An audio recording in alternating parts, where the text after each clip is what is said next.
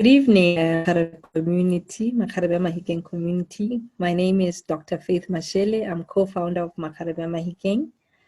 Tonight, we bring you the second episode of Makgarebe Her Story, which is us saying, after reading the inspiring stories of trailblazers from Mahikeng, we thought it would be better if we bring them to camera, bring them to let them share their stories in their voices so that we don't omit anything, edit anything, or misinterpret what has been shared with us.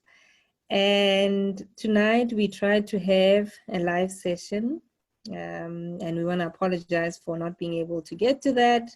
Life happens to everyone, but then true to our commitment to making sure that we deliver on the promises we made a plan, and we promised Tshego Monaisa, award-winning screenwriter, and Tshego Monaisa is what we're delivering tonight by force.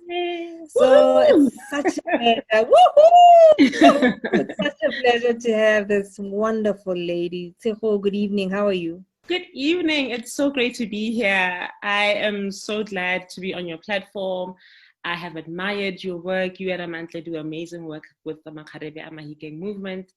I am so blessed to be a part of it. Thank you so much for having me. Thank you for saying yes. Thank you for saying yes. Thank you.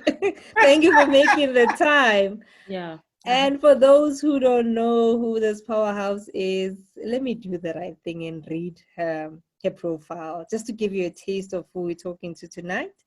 So Tshego Monaisa is an award-winning screenwriter. She's a director and a producer. She's highly acclaimed in terms of television and film. She owns a production company called Mona Lisa, Black female-owned, I guess. She moved to Mahikeng as a child. She has worked for ETV as an executive producer. She's worked on wonderful shows. I mean, Tshego, I looked at this bio and I thought, oh my gosh, what have you not worked on? So Tshego has worked on Rhythm City. She's worked on Ashes to Ashes, which I love very much. Isidingo, Isibaya, Hope, Skim Sam, Karidumeli, Ikaya, Makoti, Dipetogo. Tshego, the list, Mapani. And I like the fact that you also worked on Thuli, not Thulane, which won a South African Film and Television Award in 2018 for Best Comedy Writing Team. In fact, I think we should share that picture of the Safta that says Tshego Monaisa on the team, right? So thank you so much. We also had the pleasure of hosting your web series, The Single Diaries of a Josie Girl. We'll be running it in August. We have, the episodes are here. And the beauty about this web series that you allowed us graciously to host on the Makgarebe website is that it's won a Best International Digital Production. It was nominated, right, for Best International Digital Production at Rio. Rio de Janeiro in Brazil. Oh, the girl. And Best Screenplay Asia Web Awards. And in 2019, The Single Diaries of a Josie Girl won Best Ensemble Cast at Asia Web Awards. And as if this is not enough, because we had to just say, for control, this beautiful lady has also written 4 books. How proud are we? How honored are we to have you tonight talking to us? Tshego Monaisa, welcome. Thank you. It's so good to be here. Thank you so much for the warm intro. Queen, we stand. We stand. So let's start where it started.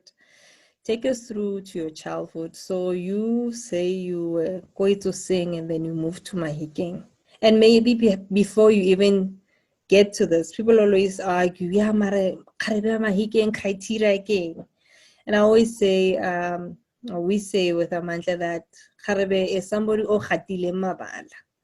Some people were born ko Mahikeng and moved ba le banyane. Some people when they ba setse ba godile, but if you're able to trace Mahikeng in your journey and you say, because of the person that I am today, this is Mahikeng influenced me to be the person that I am.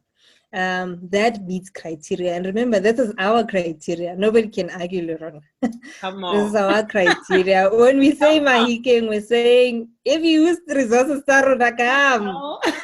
you're one of our own, right? Yeah. And then also it happens that some of us, I was born and bred in Mahikeng, but then life then took me elsewhere. So can I say Gauteng and I don't relate to Mahikeng? I don't think it's fair. So I just wanted to correct that. Let's get back to how are we then connecting Tshego le Mahikeng? So I was born and bred ko Itsoseng. We grew up ko gae ko Itsoseng, but I went to primary school ko Khonimentshini. So every morning, ne re travel and every afternoon back and forth, re tsena sekolo ko Mafikeng. Should I dive into when we moved to Mafikeng when I was 14, or should I speak about my childhood? Ko Itsoseng. You can touch a bit of both. I think we want to hear, where does this brilliance come from? Tell us, where does this brilliance come from? You can go into a bit of both. Thanks. Okay, cool. So I'm from a very big family. I'm the last of 5, the last born. And I was always fascinated. I feel like when I arrived, I had the privilege of the position to be able to take everybody in and study everybody in, because everybody was already there. So I've always been fascinated by people and why people behave the way they do. And, so human psychology fascinates me. Stories fascinate me. I grew up watching a lot of Bob TV, and that's where the influence of wanting to work in television came from. Listening to Radio Bob, obviously, or the musical influence and the love of writing. Just the media in general, it was very much harnessed to saying even though there were a lot of people, I loved my solitude.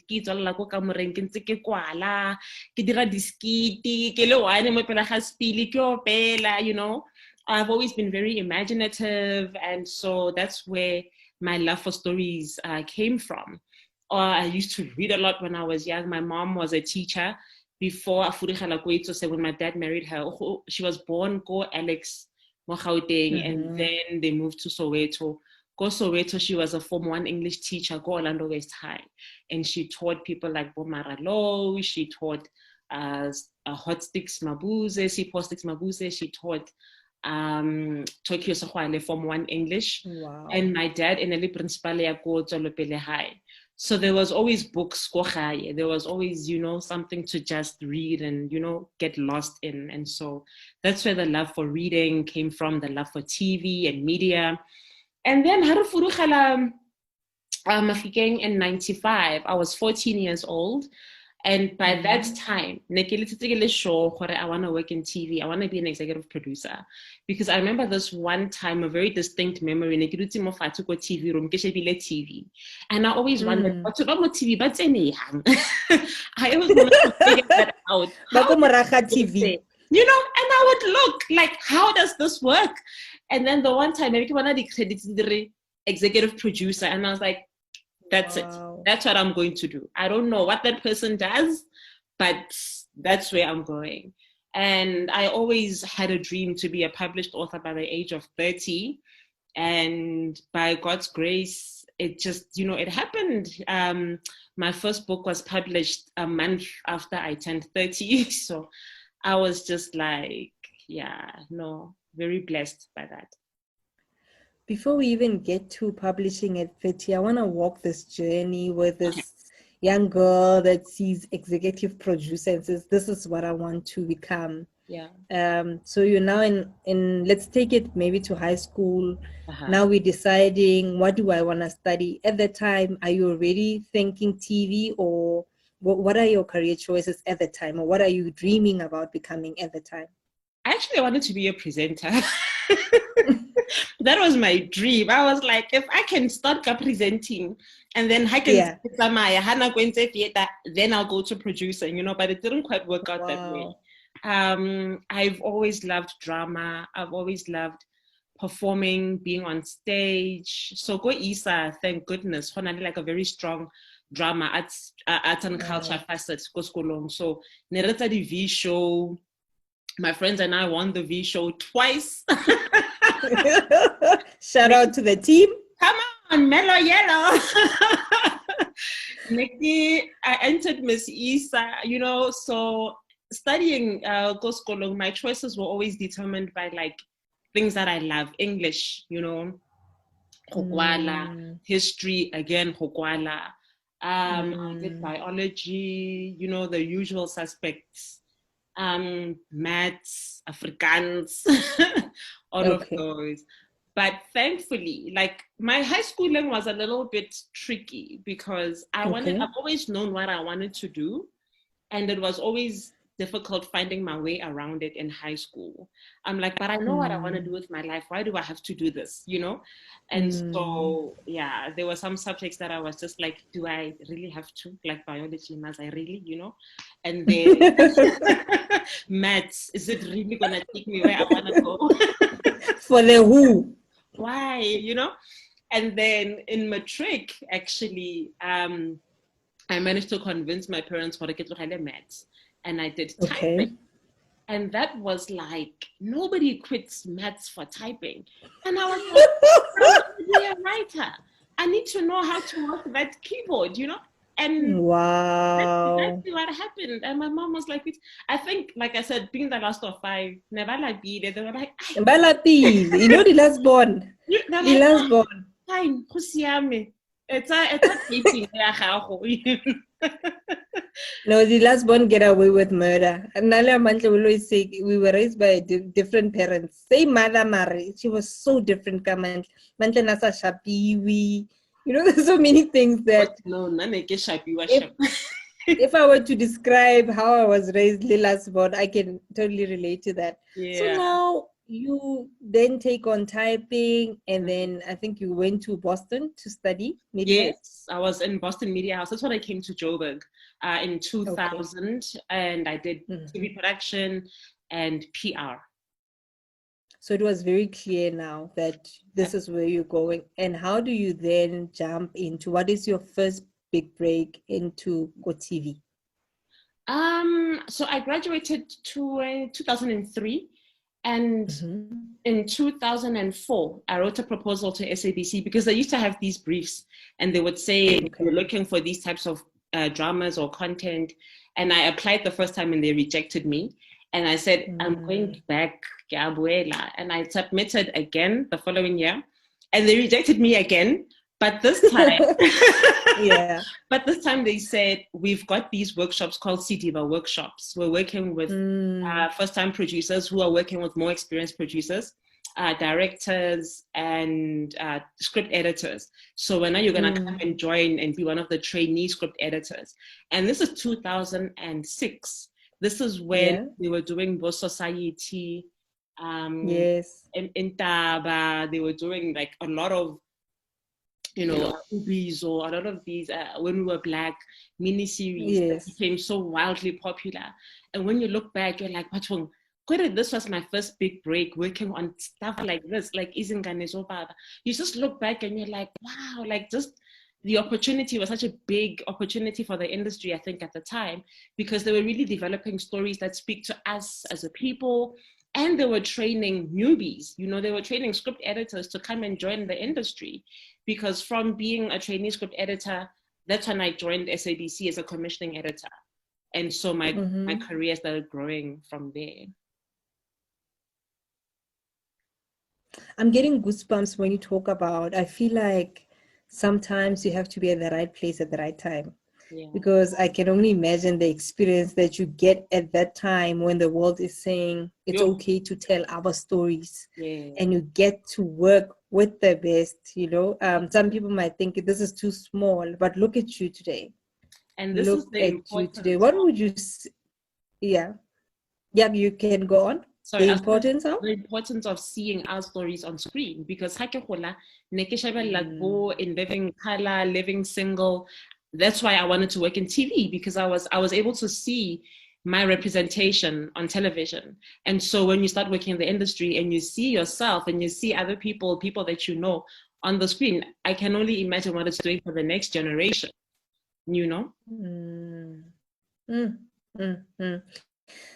Then you get into these big shows, Tshego. Now Tshego Monaisa becomes a heavyweight. Tell me, how do we then, or maybe let's get there is, I think between Isibai and Isidingo, I think I want to start with Isidingo. How's the experience working now on a big show, big names, you're on every day, right? Yeah. How's that experience? What's going on in your head as Tshego Monaisa? When now, remember you used to see the credits of Atubaba. Now we see Tshego on the credits. How does that feel?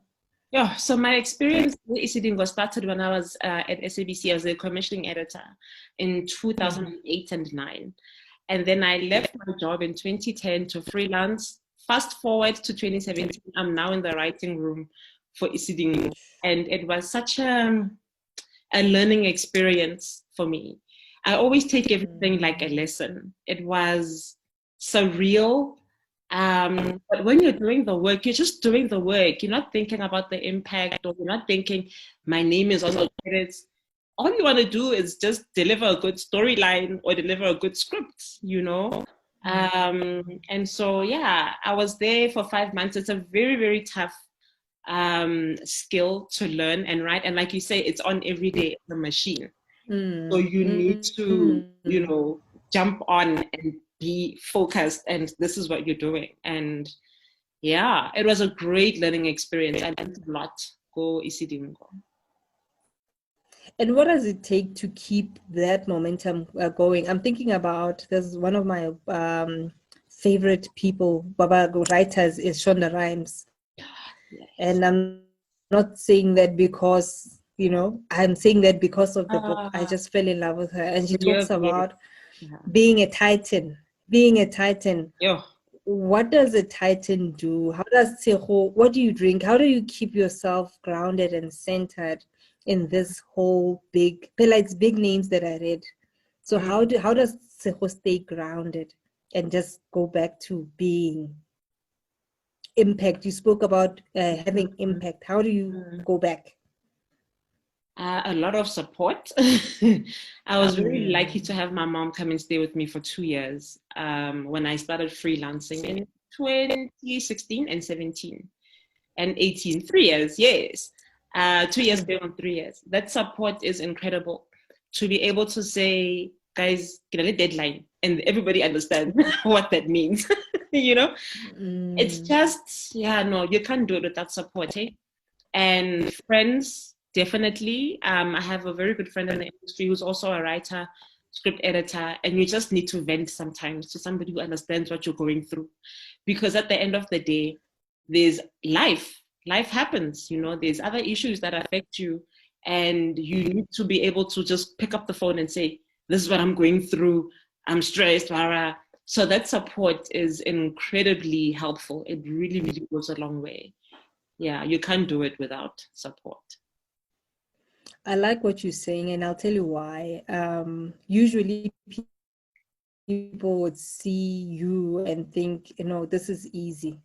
I always feel like we need to have honest conversations to say behind all of these glitzy things, you know, I'm still human. I still go to bed, and this is what keeps me together. And I like that support is one of the big things that comes through. I mean, when you listen to stories of women who have done very well, or women who work in highly pressurized environments, you can only do that if you have the right kind of support.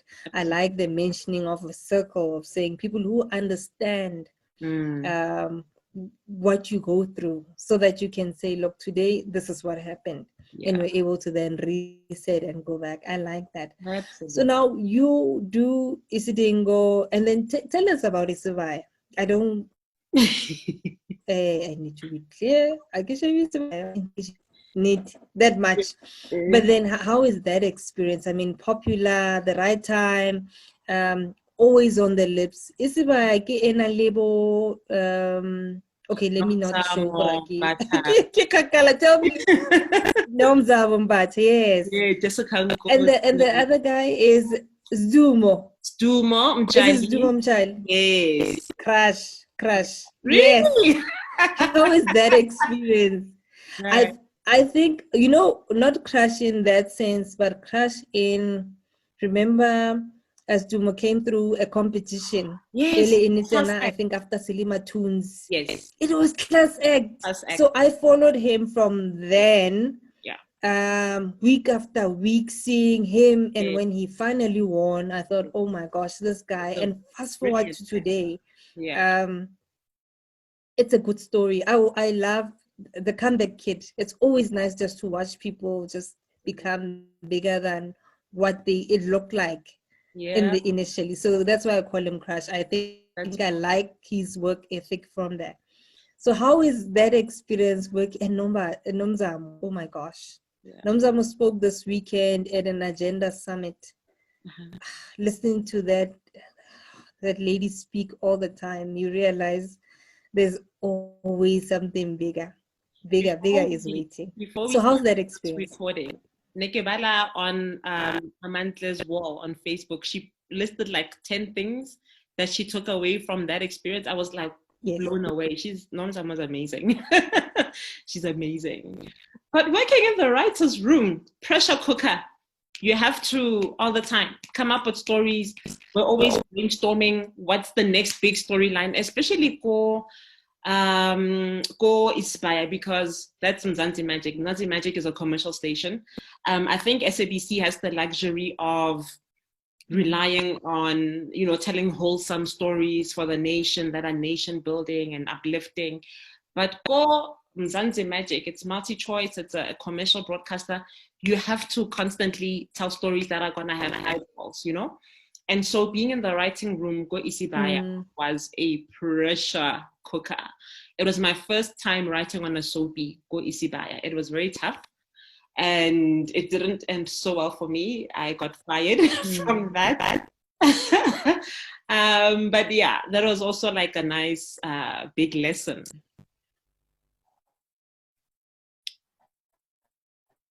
What's happening with the internet connection? I don't know why it's frozen. Okay, life happens. Yes, there we go. I can still hear you. Do you want to pause a bit? Okay, cool. No, we can carry on. So what is the lesson from being fired? Yes. What is the lesson now from being fired? How do you then pull yourself together? Yeah.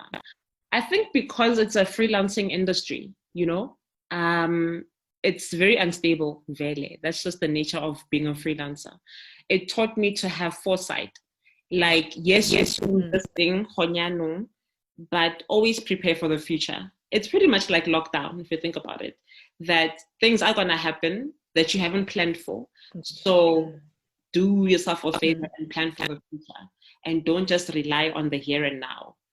Do the most and do the best that you can plan for, but always have foresight to say, okay, fine.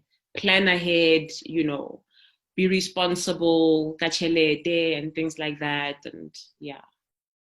Also, use your network. That's what working with Isibaya taught me, because after that experience, I was then able to go. That's when I went to Isidingo afterwards. But I went to Isidingo because I was sending my CV everywhere. I was like networking like you wouldn't believe. And sending my CV.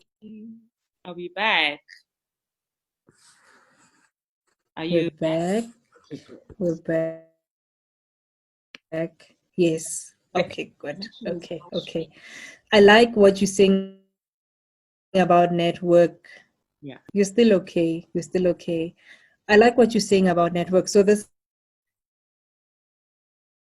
is lesson number 3 now.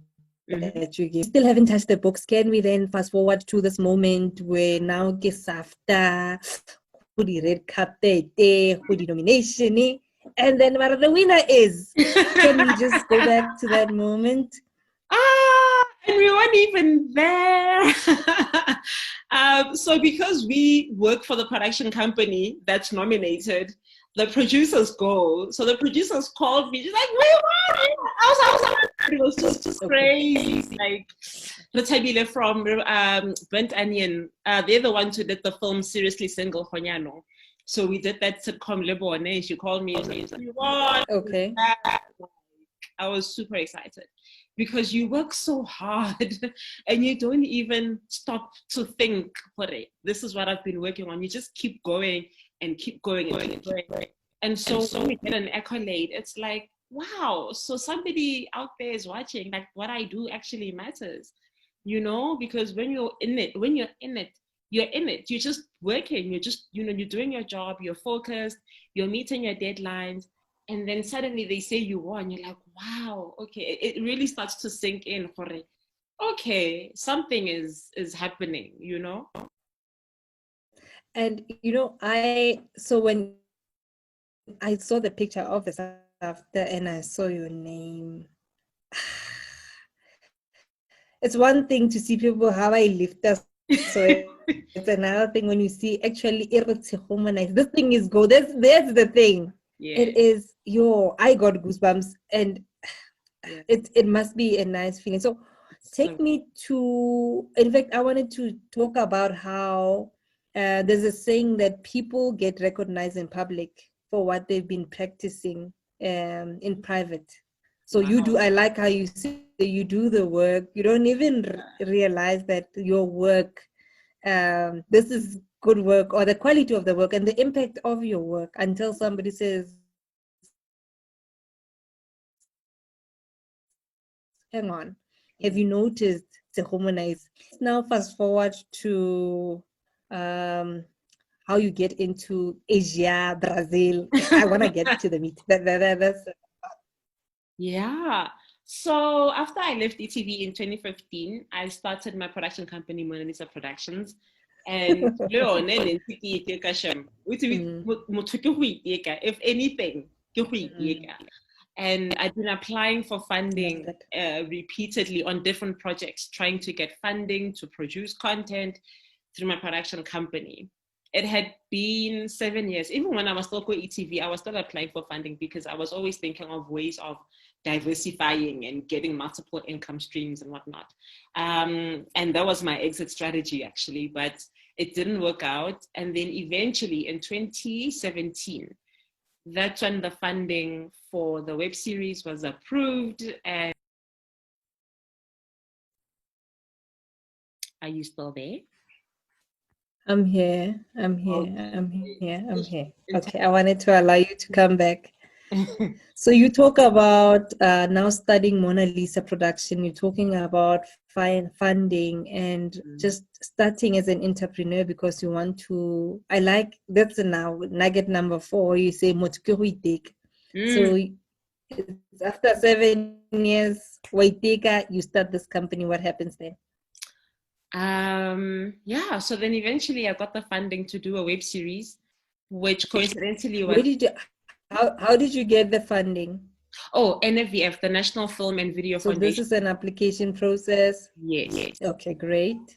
And so I'm asking these questions so that if there is somebody who's watching this interview, then they're able to get information to say, okay, this is how you can do it. So hence I thought it's important just to note that. To highlight that. Okay, so you get funding and then what happens? And the NVF is great, by the way. They've got 3 tiers. So they've got tier 3 for newcomers, emerging filmmakers, tier 2 for those who are a little bit more intermediate, and tier 1 is advanced. So they're really also trying to bridge the gap in terms of funding. So they're really great for funding if you start out and, you know. So then I got funding in 2018, and that's when we shot the web series, which coincidentally, there's 3 storylines in the web series. The first 2 are adaptations of my books, Poetry of Love and 3 Dates. And then the third storyline, Lesson, and then Teacher, as a different story. I actually pitched it to SABC1, Basehana, and 3 Dates, Poetry of Love. I was trying to make them made for TV movies. I couldn't get funding. So Gary Tlakanza made 1 series, applied, got the funding. shot it 2018, and then we had the premiere in 2019. And from there, I was just like, it was the first time I had attempted to do marketing and distribution for anything, you know, because I work mostly as a writer. And then producing, I know a little bit of it. Directing also, I'm learning, but I love it, so I can get it done. I know how it works. Marketing and distribution was a completely different ball game. I was literally sending my web series to film festivals, web awards, web festivals, around the world. And they're always looking for content. And you know, there's this saying that says, Africa, your time is now. And you really begin to see the stories that are being told about us by everybody. And then the hunger for African content right now is huge, you know? So I send my web series to a lot of different places. You get to learn to live with the word no, hey? Like no. That letter that says we regret to inform you. Yeah, it really becomes a part you read it and you're like, all right. You know, again. And somehow, somewhere in September last year, I got the email from Rio Web Festival. But you've been selected. The Single Diaries of a Josie Girl has been selected for the festival. So they were screening it at the festival. And on top of that, they were like, we're going to announce the nominees on Saturday. There were so many from all over the world. And then they say Best International Digital Production, and they say the nominees. The Single Diaries of a Josie Girl. I read it like 3 times. Josie! Wow, Tshego. Crazy. And then Asia Web Awards was last year, December. It was just around my birthday, actually. And I had tuned out. I was like, I'm on holiday. It's December. Can I be? And then they wrote to me and they said, you've been selected for the festival and nominated for 2 awards. Oh, wow. For Best Screenplay, which I was like, what? For writing. It's a big one. It's a big one. Huge. It warmed my heart. I was like, wow. And nominated for Best Ensemble Cast, which for me, that was no surprise because fortunately, you know, working with ETV, I had the privilege of working with people like Bontate Sklabita Onyane from Rhythm City, Bokagiso Mudupi from Scandal. So when I was going into production, I called everybody. I was like, guys, this is what I'm doing. Are you in? Can you come through? And everybody said yes. I work with Didi Makobane. Oh yes. Oh, she's good. She's amazing. Oh, Didi is good. She's amazing. Didi is. Can we take this moment and say salute? Didi. I'm just like, just do it the way you did it. It's perfect. She's awesome. I think she was in a play go Market Theater. Was it Mogeni game or something about? No, it's not Mogeni game, but it was a political one. Okay. There was a storyline of politics. Okay. Can't remember what her name is. That's the first time I saw her, and I said, "Who is that person?" Yes. She's awesome. She's awesome. She's awesome. She's magic on stage when she's performing. Brilliant. Give a short queen, I think on Instagram. Give you the short queen. I loved it. I loved it. So that was my cast. So when they said we won, I was like, thank you. I knew we were just winners anyway. But when they said it, I was like, perfect. It's always nice to tell people that you've worked with that, guys, this thing that we did is getting accolades and this is the work that it produced, you know, and it's being recognized and amazing. I like also that's nugget number 5 that you're dropping now, to say the ability to pick up the phone and say, I need you now. Yes. Because usually as not just women, as people, we create networks or we just connect with people for the sake of connecting. But then network is being able to pick up the phone and say, Tshego, please, I need you tonight. It's so important. Yeah, pay it forward. I like that. And one day can the next day you pay it for, and people, and I think that's what we should do. We should teach. I like that. Let's now fast forward to the books. Let's get to the books. And I think even though we're not going to dwell that much into your writing, I think I want to bring you back, if that's okay. Bring you back so that we just have, when it's book month, books. But let's go back to, you mentioned that at 30. Now, what's happening in your life at 30 when you just decide, look, I'm going to write my first book? I had I don't know, like in my head, I can think of like in high school as a teenager or in my early 20s, I was just like, I want to be a published author by 30. I don't know where it came from. It was just a thought. I didn't pray about it. I didn't nothing. I didn't do a vision board. I was just like, I want to be a published author by 30. And so SABC, Mukupi, who was my colleague at the time, also an author, by the way, also from Mafikeng. Mukupi, take 5. Yes. I think she's now Mukupi Shale, right? Yes, she was formerly Mukupi Motuakhai. Shout out to Mukupi. Motuakhai, how do we not know Mukupi Motuakhai? Come on.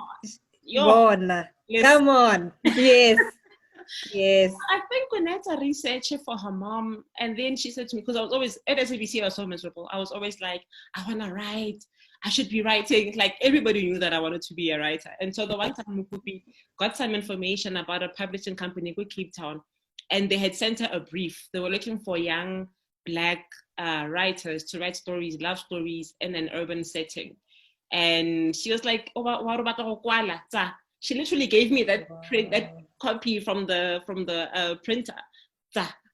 It was a brief of what they're looking for. I was like, man, I can do this, you know? I wrote that book, and actually I wrote it by hand in 3 months. Nikisna laptop at the time. Nikisna, you know? And so after work, go SABC, I would like stay an hour or 2 afterwards. And I did it in 3 months, and I was so proud of myself. Because Emma Bill, let's collect another nugget there. So the power of the spoken word. I want to be a published author by 30. Yeah. I shared with somebody who is able to say Twaraki. Listen. Right? She gave me that. Twaraki. I'll always remember. Orlo batla go kwala. Thank you. Exact words. Yeah. I love that. And also, I think not just thank you, but then when you talk about how you put in the work, the extra hour after work, writing, even if it's not laptop or typing, I think that's also powerful. It speaks to persistence and determination. When you're determined to get to some, just about lessons from Tshego Monaisa. Wow. And I'm amazed that you keep counting them. I'm like, wow, okay, all right. Lessons, those are powerful. Those are powerful lessons to say, put in the work. When an opportunity is presented to you, put in the work. You have to put in the work. And because it's in your heart for 3 months, can you imagine the 3 months that we've had in 2020? If some of us had sat down and done what we needed to do. Oh, but this year has been a lot, though. I don't blame It's been a lot for not getting anything done this year.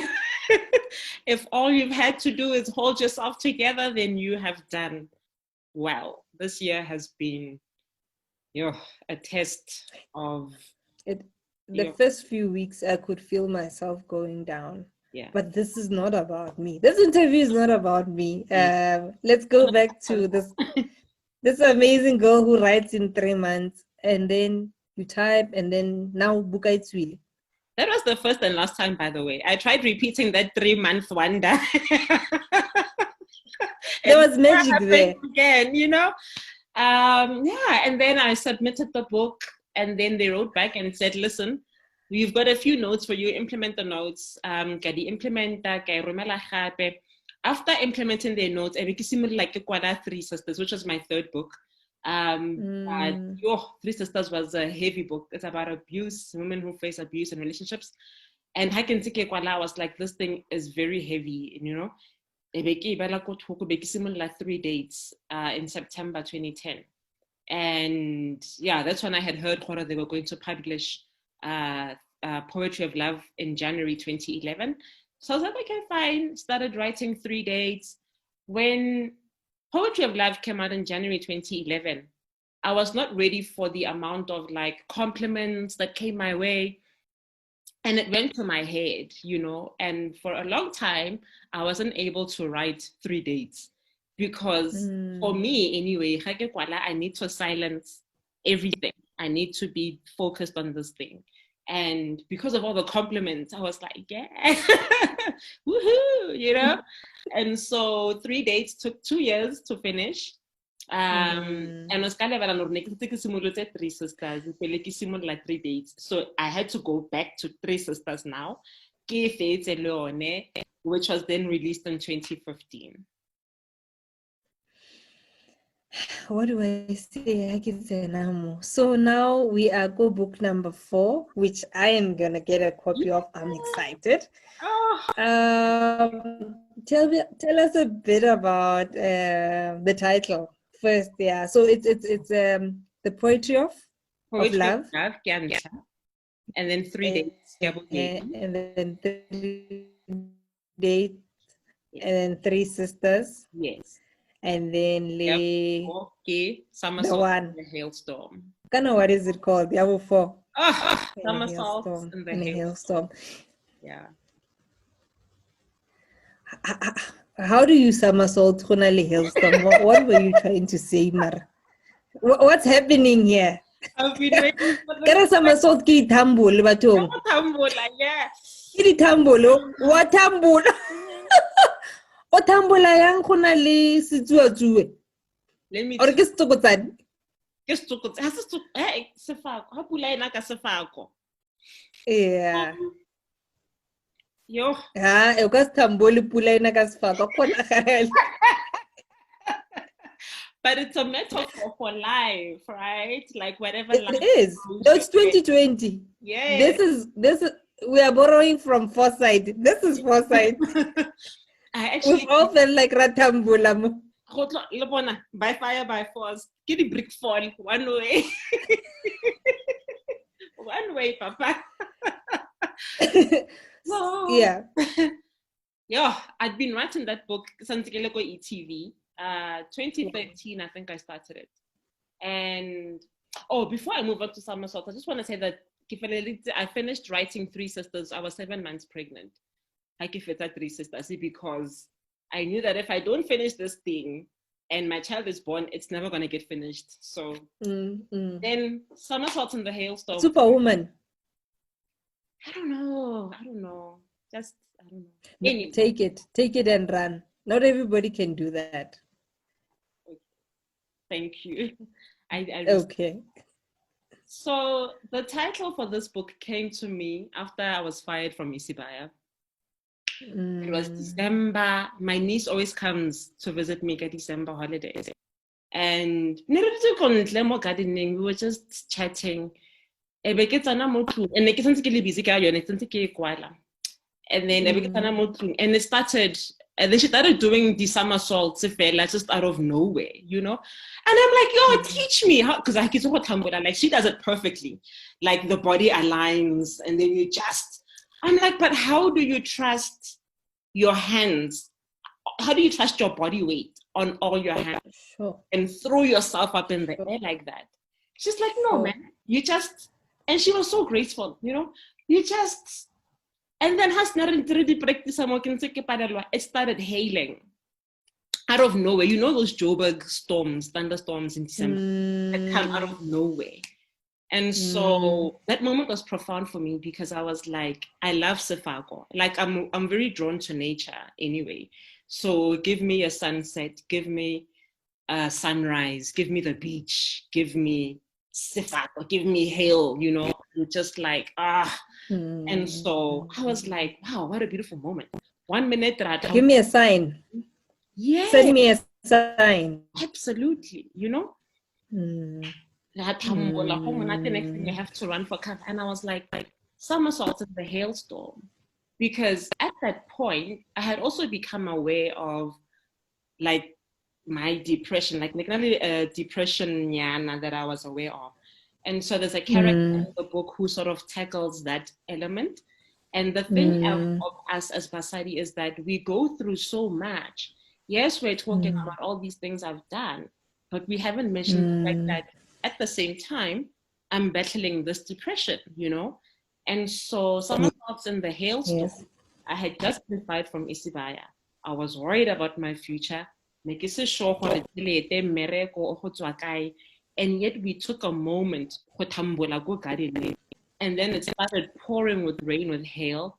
And it was just such a profound moment for me. I was like, no matter what life throws your way, even if it starts hailing, even if you're battling secret trials that nobody knows about, that only you and God know about, something can still be born out of this moment. Something can be birthed out of this moment, you know. And that's why I called it Somersault in the Hailstorm. And even though the one character is battling depression, it's really a book about friendship. There's 3 girls, Kidizala, and the irony about this depression is that she can't even tell her 2 friends about it, you know? Sure. Thinking, well, they're living these types of lives. Yeah.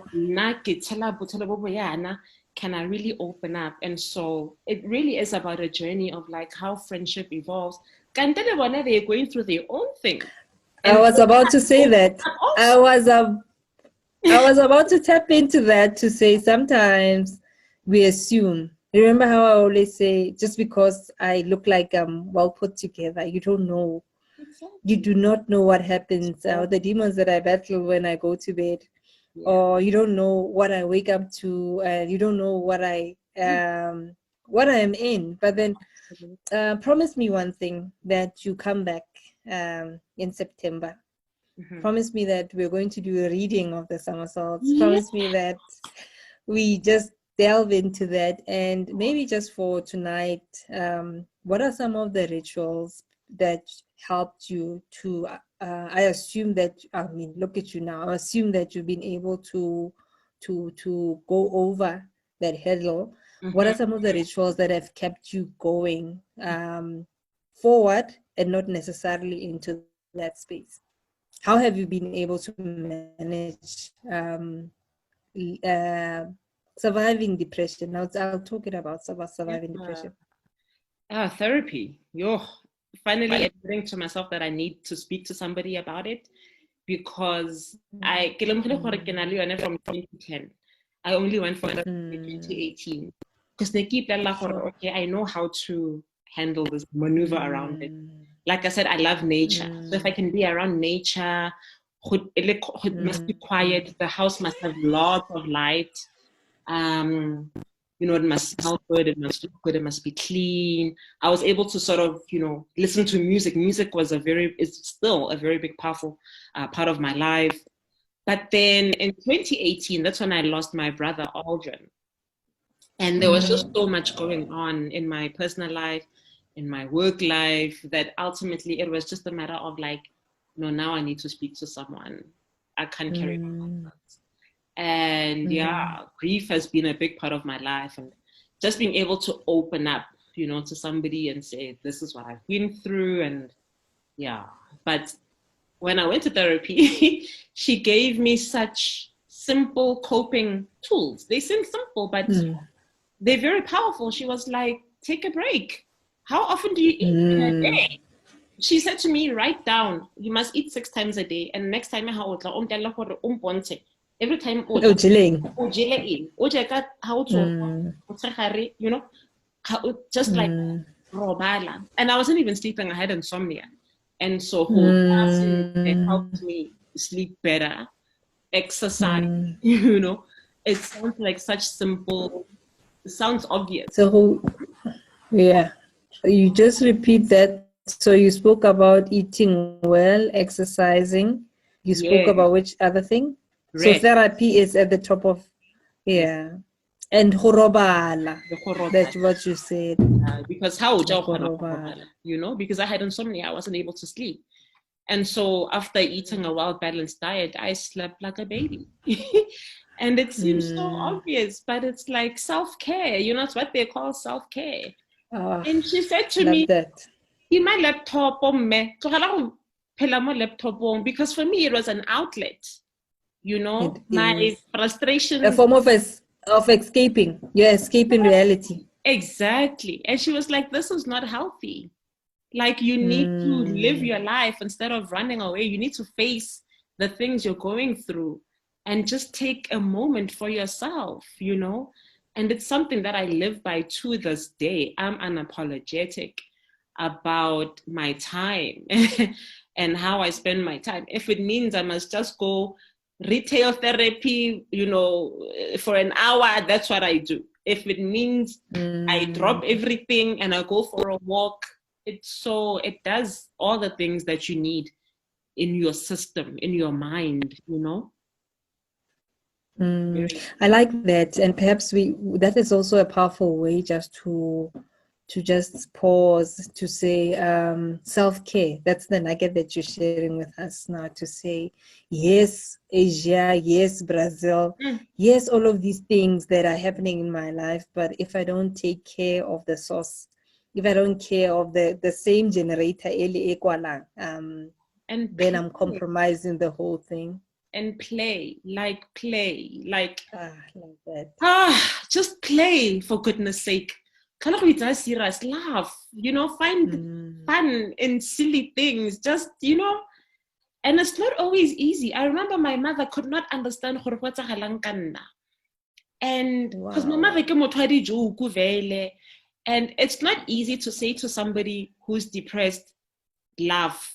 Eat, Yeah. you know. I needed to first purge to a therapist all these things to be able to receive that advice.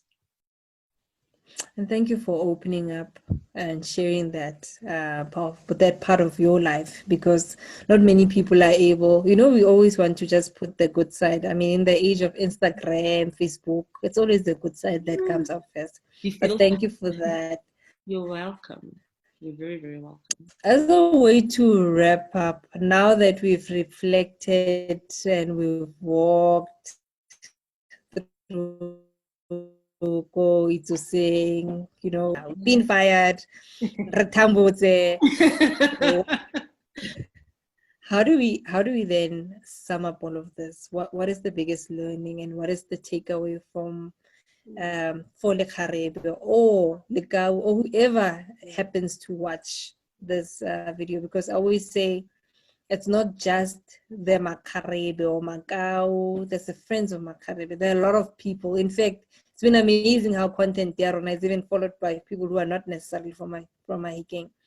So what do we say to after listening to Tshego? What is the lesson? What is the takeaway? Wow, I think I want to tie it back up into how you and I finally got onto the Zoom for tonight and say, like, the first way you try to do something might not always work. But if you know the end goal of what you want to achieve, you can either try a different way or you can keep trying the same way. But eventually, if you keep trying, somebody somewhere will give you that opportunity. Somebody somewhere will like your web series. Somebody somewhere will like your book. Somebody somewhere will like what you have to say. Somebody somewhere will receive you and receive your spirit and receive your energy, you know? So don't limit yourself to just the one time, or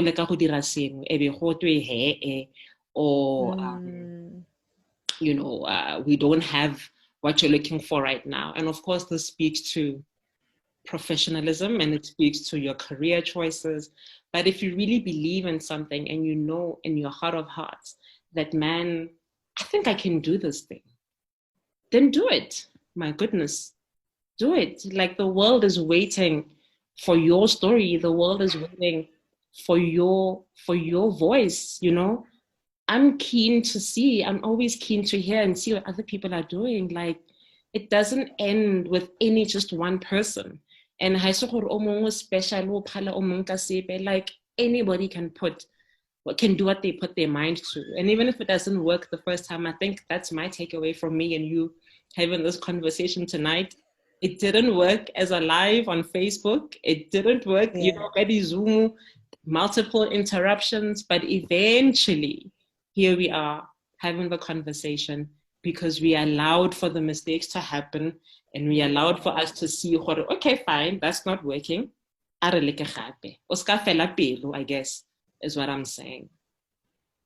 That's so profound. So profound. I get what saying. That is so profound. And did we learn tonight? Yeah. So where do people find you on social media? Before we go there, can I just say thank you to you? Like, I want to give you your roses, okay? I want to make sure that crown is firmly on your head, because not only are you just doing the thing as an accomplished woman, but you are literally saying to the community, Amahikeng, come on, like there is so much to celebrate among us, you know? And you and your sister have literally given us the platform to look around us, because like I said earlier, how we work in silos. And so you've just cast this big spotlight on every single one of us. I read that page, okay, and I see the impact. I read about the stories, and that is just so heartwarming. It's so beautiful to see. So thank you for that. I really appreciate you for that. But thank you for that feedback. Of course. And what did